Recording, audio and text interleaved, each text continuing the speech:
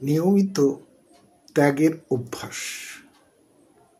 শ্রী শ্রী বাবামুনি বলিলেন, যে ব্যক্তি কোনো প্রকারে পেটে ভাতে খেয়ে আছে, সে সপ্তাহে যদি এক বেলা করে উপবাস করে 2-3 আনা পয়সাও বাঁচাতে পারে, তাহলে মাসিক সে পুণ্য কার্যে ও জনহিতে 8 আনা বা 12 আনা দিতে পারে।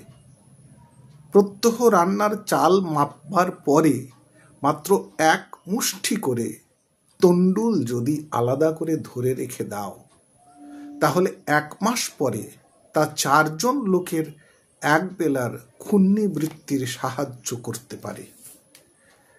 হাটবাজার করতে গিয়ে যে ভাঙলা পয়সা ফেরত আসে, সপ্তাহে মাত্র একটা দিন, ধরো জন্মবার কিংবা দীক্ষার বার কিংবা গুরুবার বৃহস্পতিতে যদি তার পরিণামের দিকে না তাকিয়ে কোনোদিন 1 পয়সা বা কোনোদিন 15 আনা পণ্য ভাণ্ডারে সঞ্চয় করো, তাহলে 2 বছর পরে দেখবে এই ভাণ্ডার একটি বৃহৎ জনসেবায় সগৌরবে অংশ নিতে সমর্থ হচ্ছে।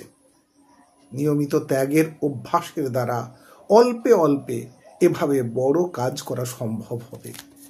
পাঠ করলাম অখণ্ড সংহিতা থেকে প্রথম খণ্ড, শ্রী শ্রী স্বামী স্বরূপানন্দ পরমহংসদেবের উপদেশ বাণী। ধন্যবাদ।